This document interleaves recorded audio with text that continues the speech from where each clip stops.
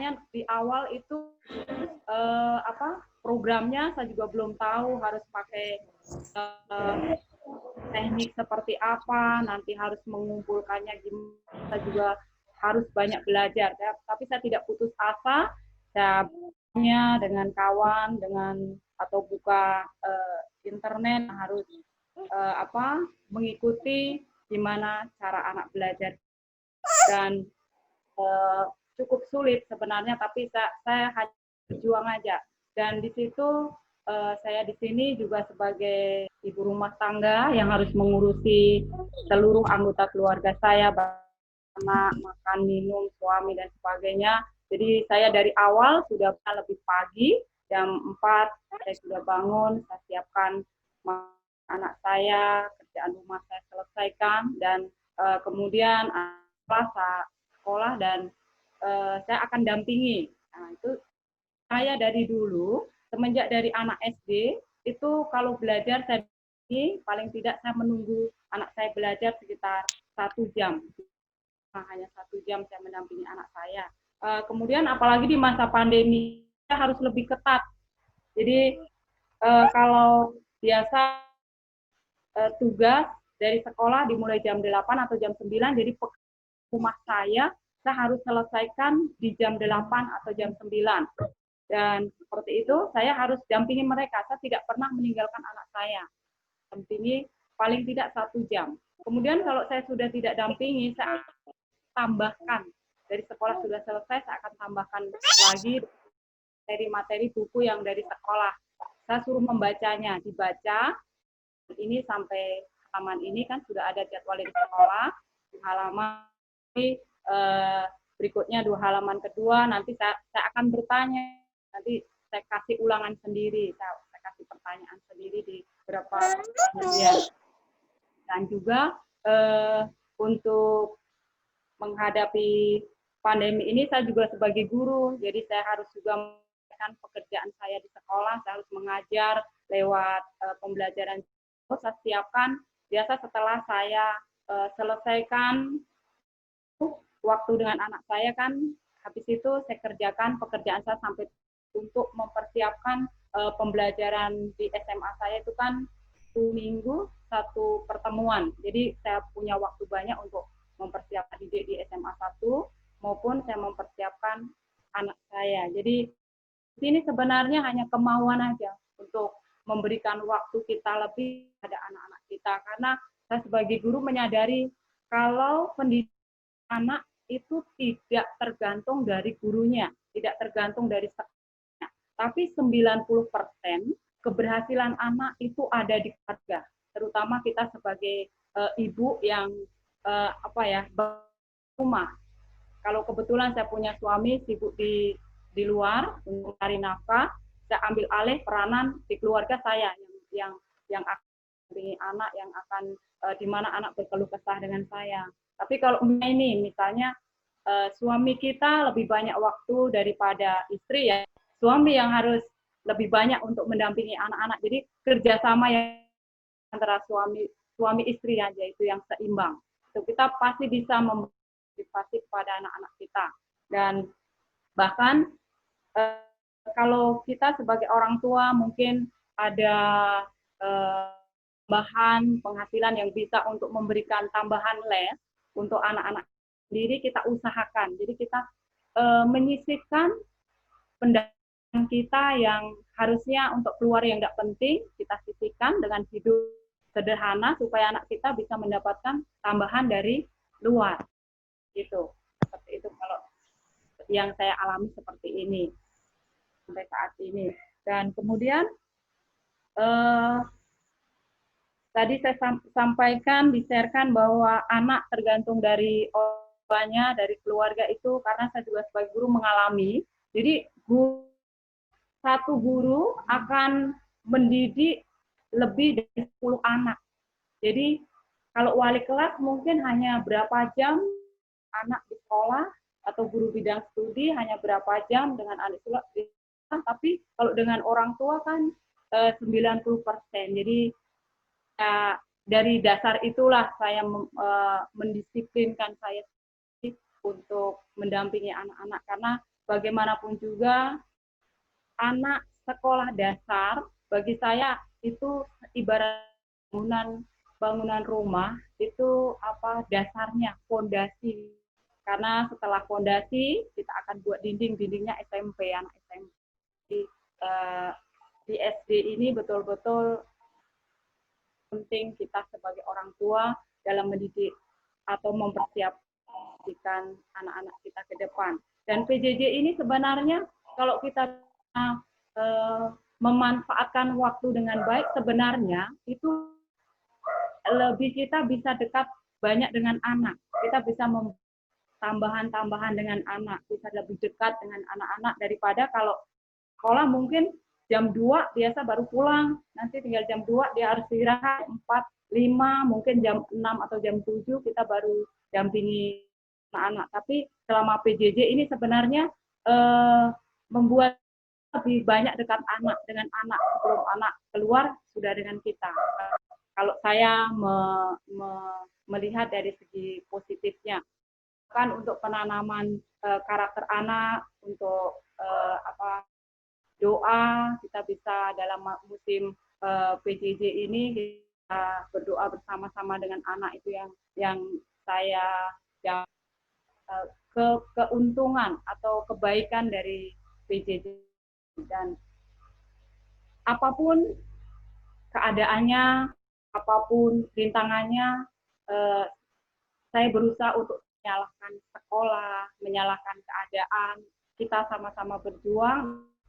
Saya percaya kalau kita sebagai orang tua menjadi panutan, kita bisa disiplin, semuanya akan bisa tercapai dan tidak ada masalah dengan keadaan pembelajaran jarak jauh ataupun harus tatap muka, Zoom, ya semuanya kita hadapi dengan tekad, dengan juang yang tinggi untuk keberhasilan anak-anak kita. Saya rasa sekian dan terima kasih. Oke, Ibu Yohana, terima kasih. Kalau boleh tahu, Ibu, secara teknis setiap hari belajar gitu ya, Senin sampai Jumat, bagaimana anak-anak atau Ibu di rumah mengatur anak-anak dalam belajarnya mereka? Gitu.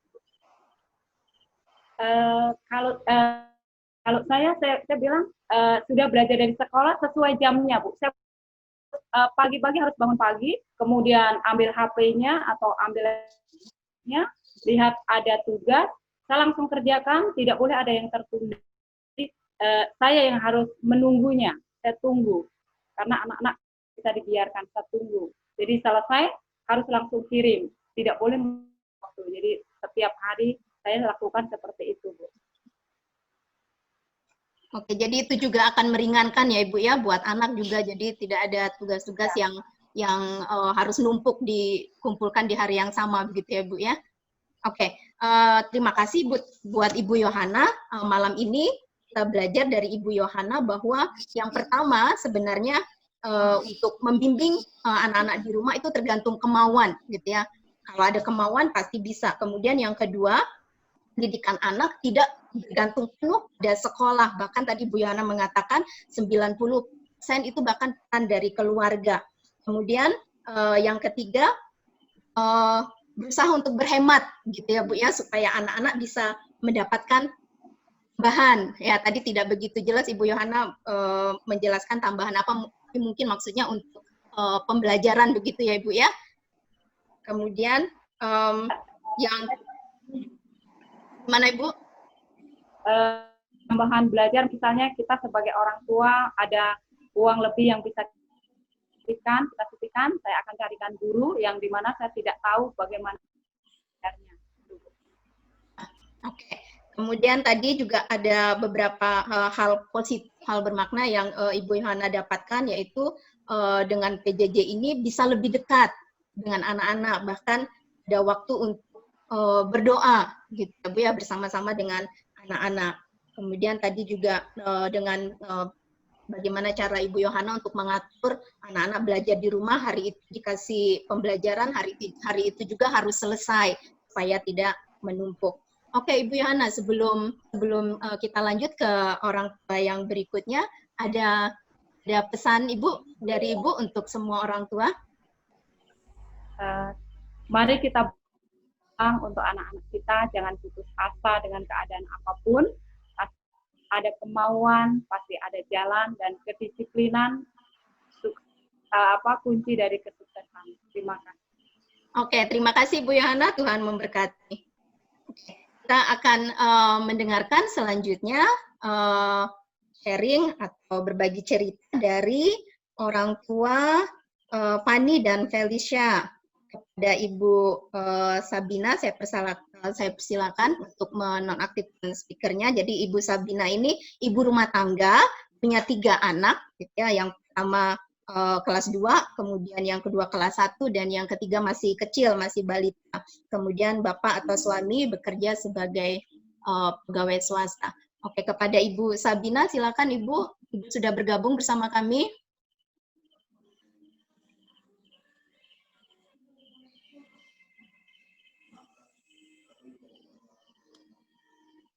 Ya, Ibu sudah bergabung. Silakan Ibu Sabina, orang tua dari Fanny dan Feli.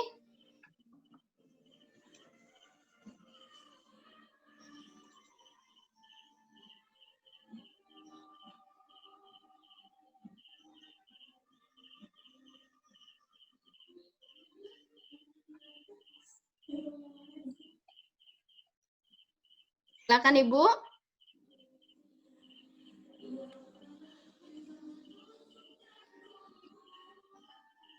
Oke, nanti setelah Ibu Sabina, saya akan beri kesempatan kepada 3 orang tua yang ingin memberikan penguatan, motivasi, gitu ya. Dan kalau Ibu Caroline berkenan, kami juga mohon bisa memberikan penguatan dan motivasi buat kami semua, buat semua orang tua. Kepada orang tua dari Fanny dan Felisa, silakan.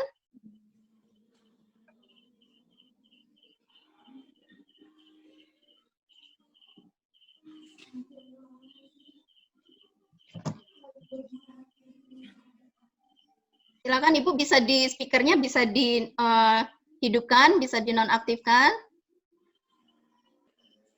Silakan Ibu bisa mulai berbagi bagaimana pengalaman Ibu selama PJJ, dan ada dua anak juga yang di Makedonia ya. Ya. Silakan Bu. Selamat malam semuanya, saya orang tua dari Fanny dan Felicia, kelas 1 dan kelas 2. Pertama-tama yang pengalaman saya selama PJJ, ini jujur Bu, saya agak gimana syok ya, karena anak saya yang kelas 1, si Feli, dia kan di TK Mika dari bulan 3 mereka udah nggak pernah tatap muka ya sama gurunya, dan si Feli ini juga istilahnya baca pun dia agak susah gitu, jadi mau dituntun benar-benar dia belajar. Kalau si Fanny sih ya udahlah lumayan karena udah melanjutkan kelas 2 SD ya.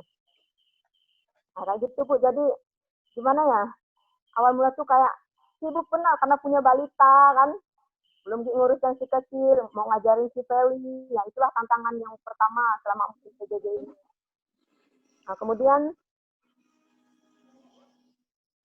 cara saya mengajarkan si Fanny dan Feli itu, saya mengajarkan mereka tuh sekitar jam 11 pas adiknya tidur siang, karena kalau adiknya tuh bangun, jadi susah dia tuh mengambil HP, mau ngambil HP terus.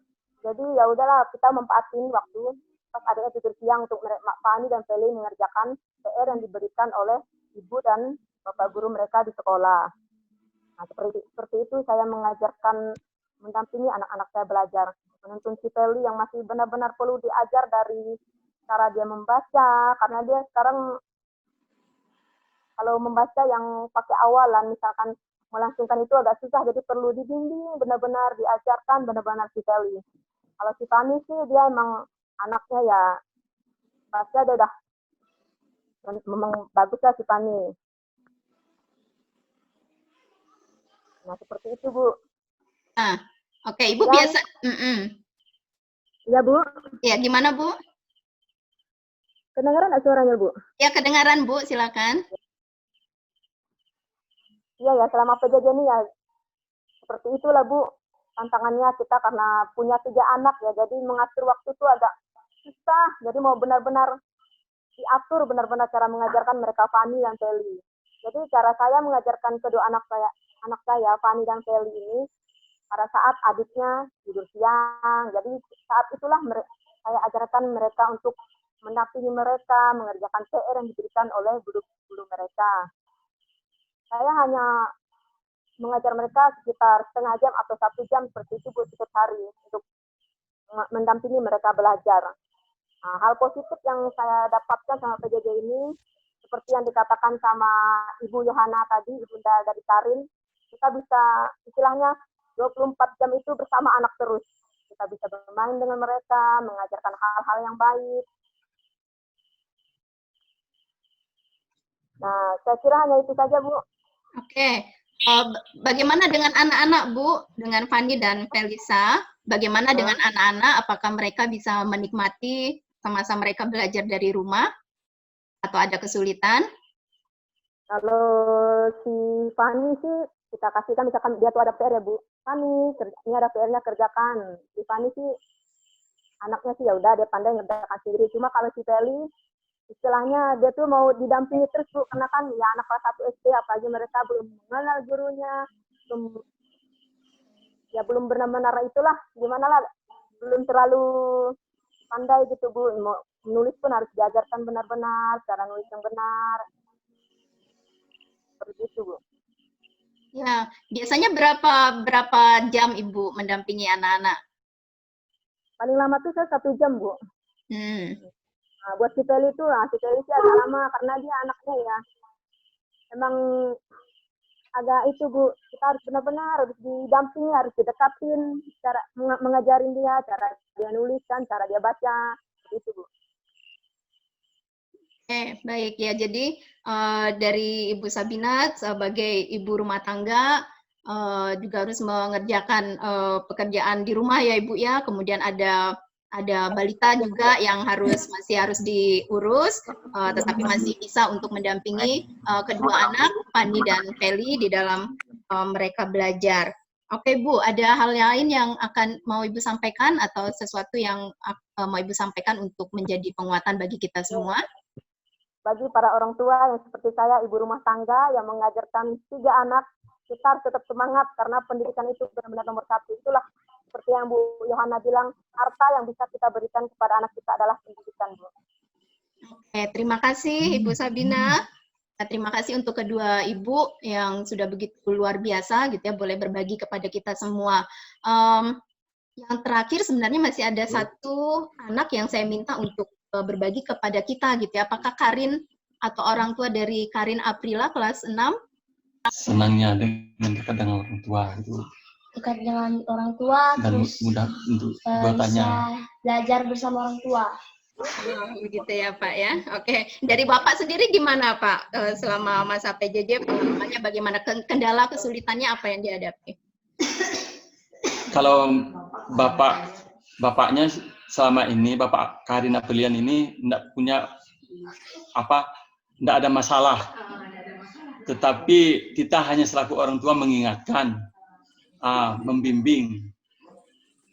Terus kita harus mengontrol dia, apakah dia belajar atau tidak. Supaya dia tidak membohongi kita. Kita cek keberadaannya gimana, apakah dia belajar atau tidak. Itu saya selaku orang tua hanya mengarahkan, membimbing saja.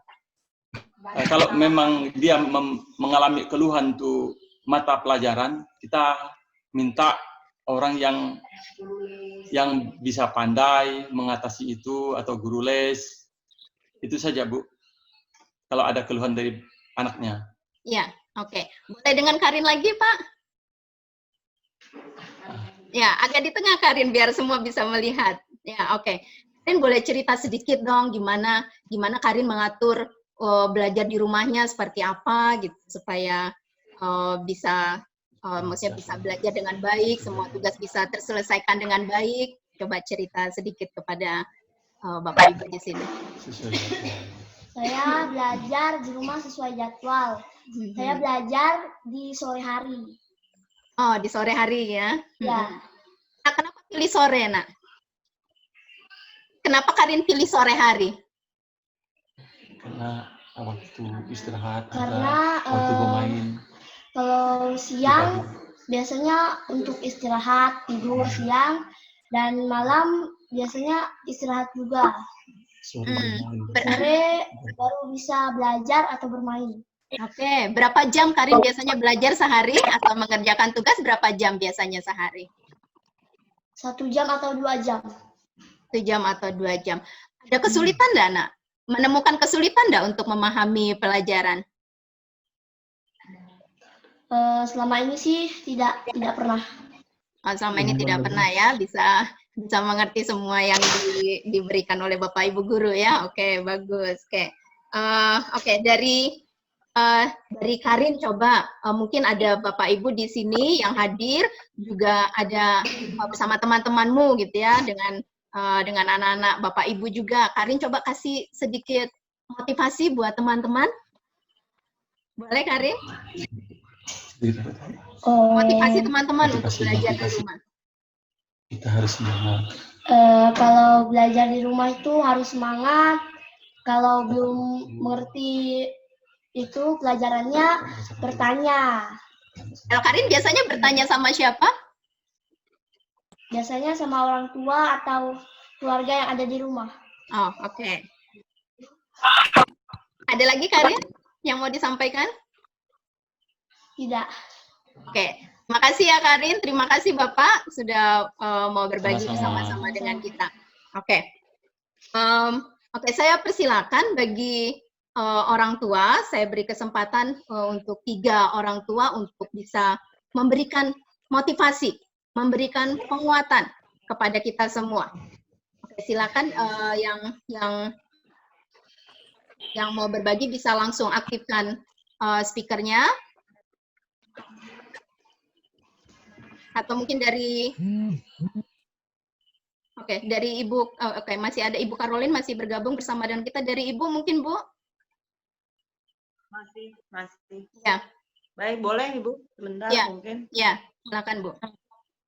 Selamat malam Ibu Kepala Sekolah. Selamat Serta malam. dengan para orang tua siswa dari Sekolah Mika. Apa kabar semua? Semoga sehat semuanya. Dalam situasi pandemi COVID-19 ini, kesehatan memang yang paling utama.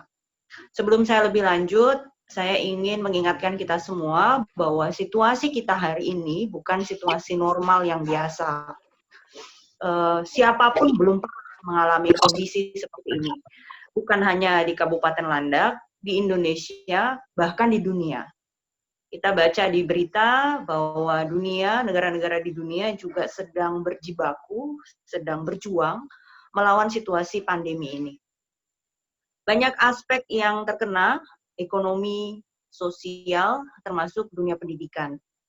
Nah, oleh karena itu, jika dalam situasi pandemi ini untuk pendidikan anak-anak kita banyak sekali tantangan, hambatannya, dan mungkin tidak ideal, ya saya mohon kita semua memaklumilah. Karena Bapak Presiden juga sudah menyampaikan dan menetapkan situasi darurat untuk Indonesia, sehingga kita dalam status berperang saat ini. Untuk Kabupaten Landak sendiri, kita hari ini masih di zona oranye. Total konfirmasi positif ada 58. Konfirmasi isolasi sampai dengan hari ini ada 3 orang. Konfirmasi sembuh ada 55 orang. Konfirmasi meninggal sampai saat ini belum ada.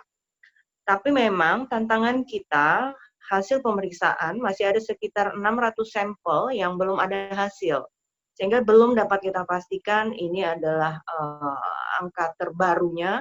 Kita masih menunggu hasil pemeriksaan di Laboratorium Untan di Pontianak. Kami sedang menyiapkan juga agar bisa diperiksa di Kabupaten Landak. Lab kita sudah siap, tinggal menunggu izin dari Kementerian Kesehatan. Berkaitan dengan kapan sekolah ini bisa dibuka, mungkin kita harus menunggu situasi cukup aman. Nah, aman ini pertimbangannya macam-macam. Kalau untuk Kabupaten Landak sendiri, tentu kita selain daripada menunggu petunjuk dari pemerintah pusat, kami juga terus mengevaluasi kondisi di Kabupaten Landak. Saat ini, kondisi kita di Kabupaten Landak, angka COVID-19 malah meningkat. Di awal Maret dulu semua orang waspada, semua orang takut. Tapi makin kemari, semakin memasuki bulan September, ada gejala bahwa masyarakat kita mulai lupa dan mulai jenuh. Sehingga angka kesakitan juga meningkat. Informasi juga bahwa ruang isolasi RSUD Landak, kami menyediakan ruang isolasi, ada 14 tempat tidur, dan saat ini posisinya penuh. Nah, dulu tidak pernah penuh, sekarang penuh orang dengan gejala COVID. Sehingga kalau kita tanya kapan sekolah buka, tidak ada satu pun ahli di dunia ini yang bisa memastikan. Kami tentu akan mengedepankan keselamatan di atas segalanya. Mengingat juga bahwa kondisi di Indonesia, anak-anak cukup banyak yang menjadi korban. Angka kematian anak akibat COVID-19 di Indonesia paling tinggi se-Asia Tenggara, sebesar 2,5%. Dan untuk kalau kita bandingkan dengan negara-negara lain, angka kematian anak karena COVID di Indonesia 10 kali lebih tinggi dibandingkan negara-negara maju lainnya. Penyebabnya banyak, mungkin karena status gizi, penyakit bawaan, dan sebagainya, termasuk pelayanan kesehatan yang memang terbatas. Oleh karena itu, menurut kami, situasi kita belum memungkinkan untuk segera melakukan pembelajaran tatap muka.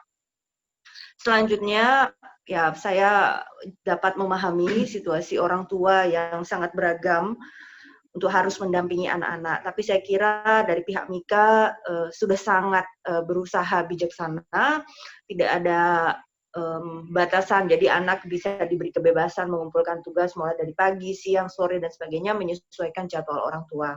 Anak-anak saya memang lebih banyak mulai belajar sejak sore, karena memang kebetulan kalau sore saya ada di rumah, bisa mengawasi, tetapi memang tantangan kita adalah bagaimana anak-anak ini bisa merasakan suasana belajar walaupun di rumah. Kalau ditanya anak-anak saya nggak ada yang kepengen balik sekolah, seneng, libur terus, walaupun mereka mengaku kangen juga dengan teman-temannya. Ya, saya berharap ibu-ibu, bapak-bapak, orang tua siswa tetap sabar, ya kita berusahalah semaksimal kita, semampu kita di tengah segala kesibukan dan kondisi kita masing-masing agar tetap bisa mendampingi anak-anak kita. Tidak apa-apa, mungkin mereka akan tertinggal pelajaran sedikit, tetapi yang penting keselamatanlah yang kita utamakan. Saya kira itu, Ibu, yang bisa kami sampaikan, juga mungkin sekilas mengenai kondisi di Kabupaten Landak dan Indonesia hari ini menghadapi pandemi COVID-19 ini. Kita berdoa bersama, semoga musibah ini segera berlalu. Dan semoga kita semua dijaga, dilindungi oleh Tuhan Yang Maha Kuasa, dijauhkan dari segala mara bahaya dan penyakit. Amin. Terima kasih, Ibu. Ya, terima kasih Ibu.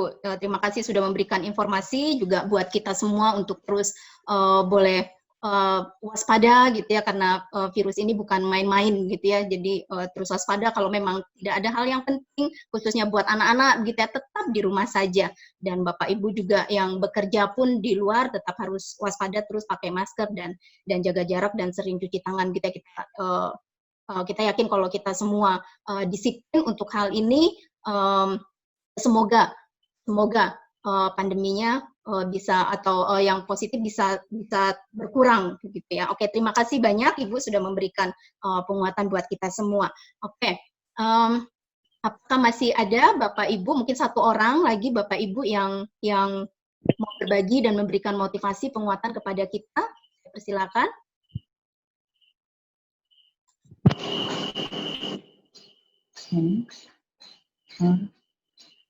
Oke, apakah Ibu? Selamat malam Ibu yang baru bergabung. Ya, selamat malam. Aku belum ngerti. Baru masuk. Oh, Ibu baru masuk. Oke. Baru masuk. Oke, apakah ada lagi dari Bapak Ibu yang ingin memberikan motivasi penguatan kepada para orang tua di sini? Kalau tidak ada, saya akan menyampaikan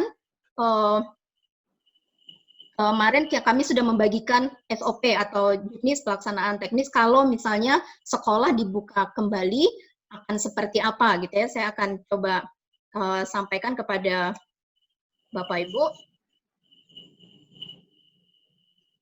Oke, bagaimana persiapan dari SD Kristen Makedonia sendiri untuk menghadapi kalau misalnya pemerintah mengizinkan sekolah akan kembali tatap muka, gitu ya.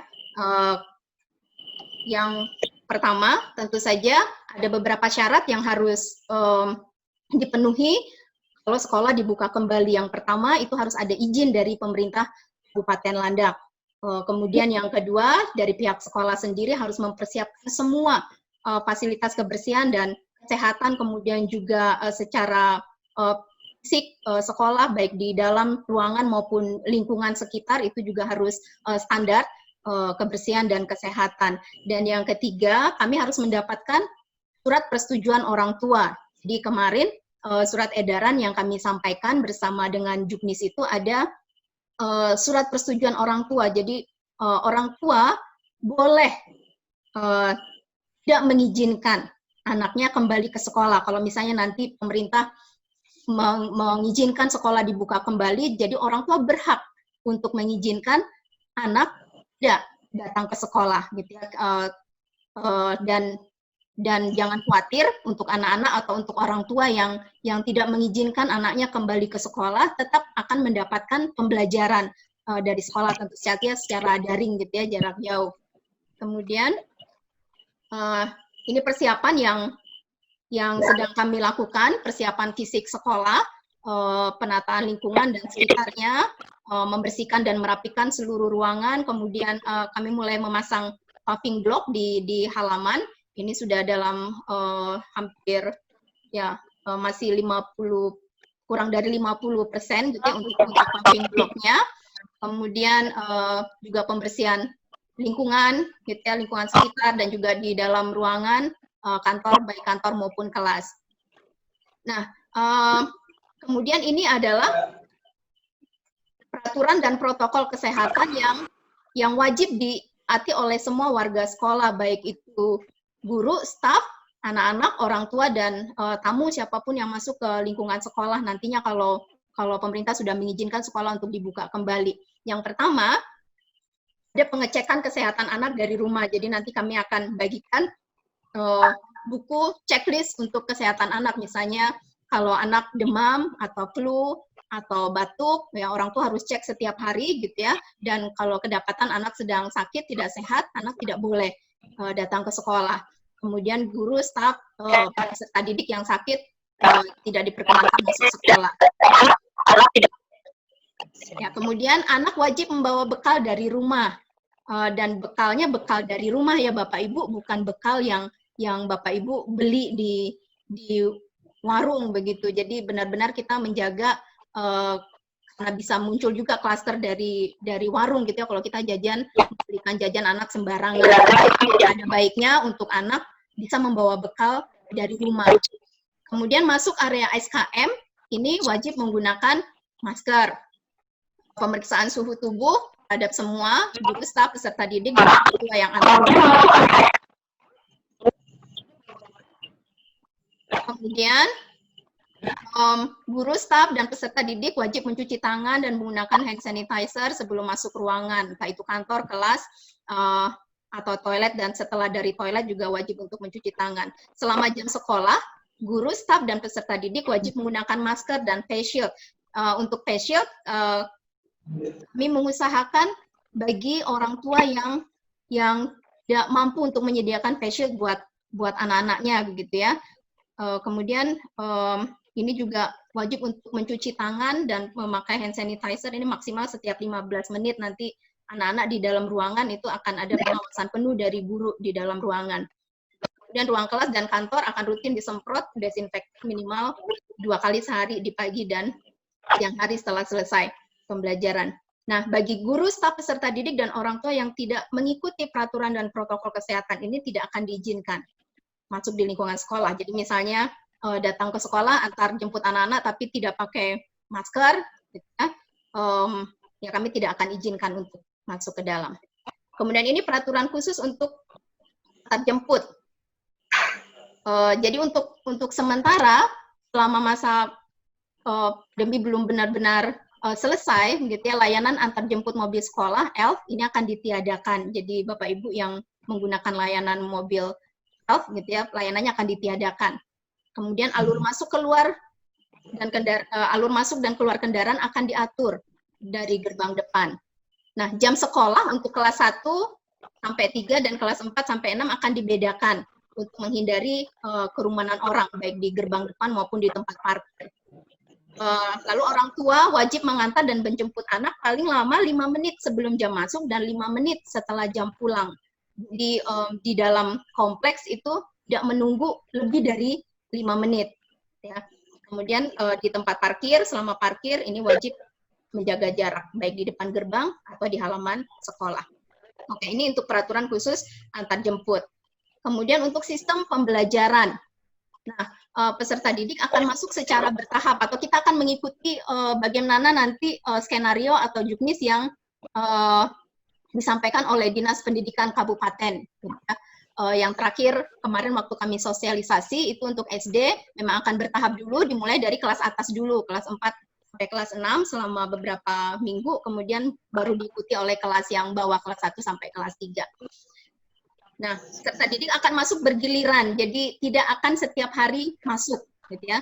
Dalam satu hari itu hanya 4 sampai 6 anak dalam satu kelas, dan sehingga dalam satu minggu anak akan mendapatkan 1 hari tatap muka di sekolah. Jadi dalam satu minggu anak akan datang 1 kali ke sekolah dan 4 harinya akan tetap belajar dari rumah. Nah, lamanya belajar di sekolah ini 2 jam untuk kelas bawah dan 3 jam untuk kelas atas.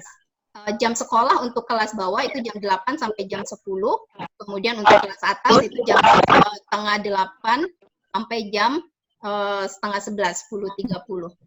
Kami akan mencoba mengatur peserta didik yang bersaudara kandung, kalau mereka berbeda, satunya di kelas bawah atau yang satunya di kelas atas gitu ya, kami akan atur supaya giliran masuknya di hari yang berbeda, supaya tidak menunggu terlalu lama pada saat mengantar atau menjemput karena jam masuknya dan jam pulangnya berbeda untuk kelas atas dan kelas bawah. Kemudian tidak ada istirahat atau bermain di halaman sekolah, istirahat di ruang kelas masing-masing dengan pengawasan penuh oleh guru. Lalu praktek olahraga dan ekstrakurikuler juga ditiadakan.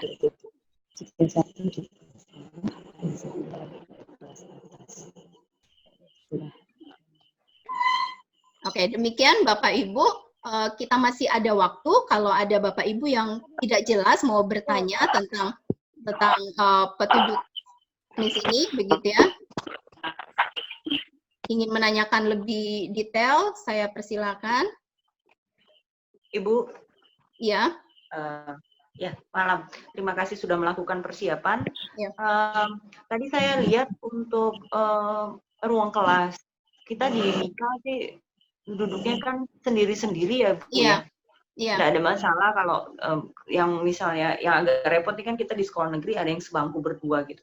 Tetapi mungkin boleh dipikirkan juga kalau memang situasinya memungkinkan kita buat semacam sekat gitu, Bu. Ya, itu sedang ya. Sekat sedang kami kerjakan, Bu. Itu juga ada. Sedang kami siapkan ya. Ya kalau memang memungkinkan ya dengan Mika atau apa, tapi kalau tidak pun dengan plastik. Prinsipnya yang penting bisa dibersihkan sih. Kalau misalnya sekat itu bisa dipakai. Memang tantangan kita kalau kelas bawah ya, kita masih khawatir sekali kalau kelas bawah, kelas 5, 6 mungkin masih bisa kita pikirkan. Selanjutnya mungkin catatan Bu untuk anak-anak yang memiliki penyakit bawaan, gampang alergi, kemudian penyakit bawaan anak-anak itu juga harus dimiliki datanya oleh pihak sekolah dan memang disarankan nanti kalau seandainya sekolah udah buka, mereka jangan dulu masuk sampai situasi memang memungkinkan. Karena begini Bu, vaksin sampai dengan hari ini kita belum ada kejelasan. Memang sudah dibuat, tapi apakah vaksin ini untuk siapa? Sampai hari ini kita pemerintah pun belum bisa memastikan gitu. Kalau memang vaksin itu untuk orang tua dan anak-anak bisa, ya pasti akan kita prioritaskan anak-anak kita yang akan bersekolah terlebih dahulu yang kita berikan vaksin, atau orang-orang tua dengan penyakit komorbid akan kita prioritaskan. Tapi karena belum ada kepastian, ya terpaksa kita menunggu dulu bagaimana perkembangannya. Sebagai orang tua, saya sebenarnya merasa lebih aman kalau anak saya bisa berangkat sekolah setelah divaksin. Itu idealnya. Kalau udah vaksin, aman, bisa berangkat sekolah gitu. Tapi kondisinya masih semua dalam penelitian, kita masih berjuang seluruh dunia sedang berjuang untuk bisa menyiapkan vaksin yang aman dan efektif. Jadi ya sementara kita bersiap saja dulu. Persiapan-persiapan sekolah tadi kami apresiasi, ya mudah-mudahan nanti bisa semakin dilengkapi lagi. Cuma memang catatan untuk anak-anak yang memiliki penyakit-penyakit tertentu, penyakit bawaan, asma begitu, udah deh nggak usah dulu. Mendingan orang tuanya bikin pernyataan jangan dulu ke sekolah begitu. Karena ya memang ada sih pengaruh gizi juga misalnya. Jadi kalau anak-anak dengan penyakit menahun, gangguan gizi kronis, gangguan pencernaan sehingga pertumbuhannya tidak optimal, itu juga akan mempengaruhi daya tahan anak. Begitu, Ibu. Ya, oke. Tambahan saya. Ya, terima kasih Bu Caroline. Ini hal penting yang memang kami belum terpikirkan ke situ gitu ya. Terima Termasuk kasih. guru, Bu. Termasuk ya. guru. Guru yang punya diabetes, asma, sakit jantung, itu juga harus dibatasi oleh pihak sekolah untuk interaksinya. Sehingga ya maaf jangan sampai ada yang jadi korban aja. Gitu. Ya, oke. Terima kasih banyak Ibu. Untuk yang sekat tadi kami sementara gunakan mika gitu ya, plastik mika. Ya. Ya, lebih bagus jadi bisa dibersihkan dengan desinfektan. Ya, oke. Ya. Oke, jadi sekali lagi saya menegaskan kepada orang tua, jadi jangan ragu kalau memang belum merasa yakin gitu ya, kalau nanti misalnya sekolah diizinkan untuk dibuka dan Bapak Ibu tidak merasa yakin gitu ya, anaknya dibebaskan untuk ke sekolah, tidak masalah. Bapak Ibu berhak untuk tidak mengizinkan anak untuk kembali tatap muka di sekolah. Seperti kata Ibu Caroline tadi, prioritas kita adalah kesehatan, khususnya ini anak-anak gitu ya, jadi itu menjadi prioritas kita.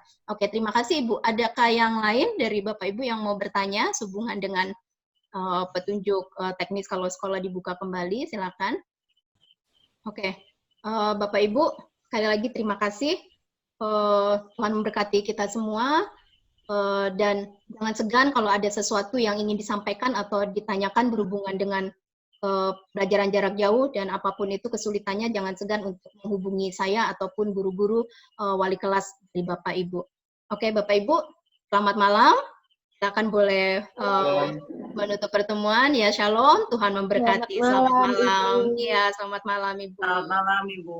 Selamat malam. Malam Ibu. Tuhan berkati. Ya, selamat malam.